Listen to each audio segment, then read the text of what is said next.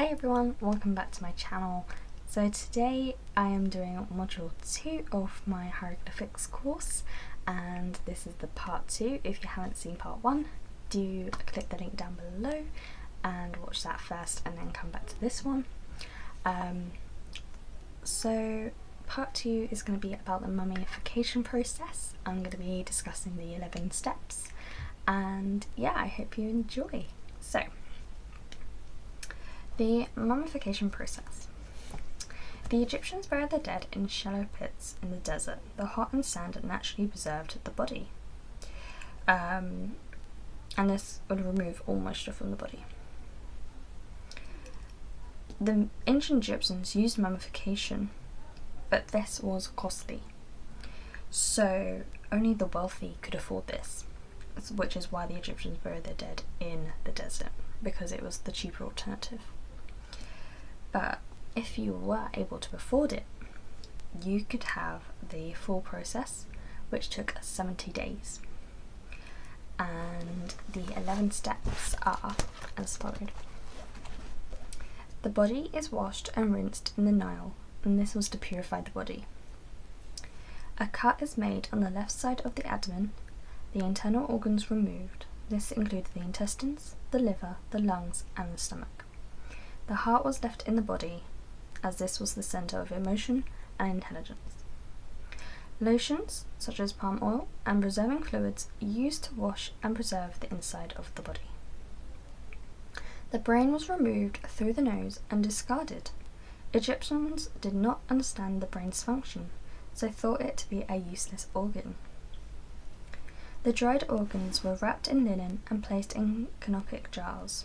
Each jar lid represented one of Horus' 4 sons.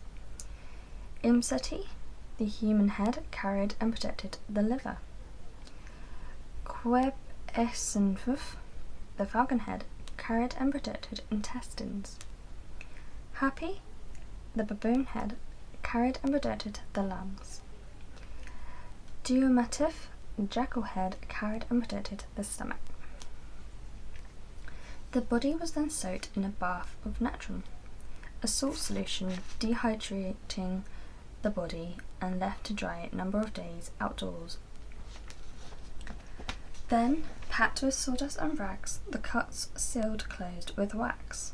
The edge of the eye of Horus placed above the abdomen, and this was blessed by the priests. The body is then wrapped in multiple strips of linen, and each toe and finger were wrapped individually. Priests wrote on the linen layers and recited prayers.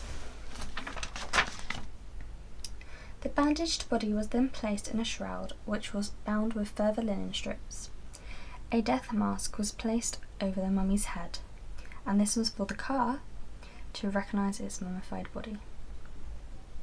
The body is then placed in an elaborate mummy case coffin and brought to the tomb or pyramid.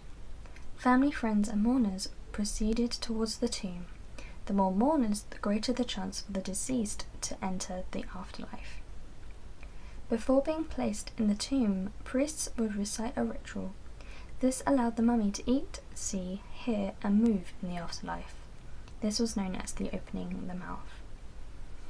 So those are the 11 steps of the mummification process. And yeah, I just find it really fascinating. I'm loving this course that I'm studying. It is really insightful, and the way it's laid out, it's, you can break it up into different sections and just focus on one at a time, and it's very visual, so it's easy for me to take in the knowledge and to pause and meditate on what it is I'm learning. So yeah, I hope you've enjoyed this video. I'm really hoping that you are enjoying this course as much as I am. And yeah, next Saturday I will upload module 3, and that will be the ancient Egyptian view of the world, pharaohs and gods, which was another really good one. So If you haven't already, hit the subscribe button, the like button, hit that bell notification and leave a comment down below. If you do have any questions about my course, please do feel free to ask me. I will answer them in my next video. And yeah, I will see you soon. Bye!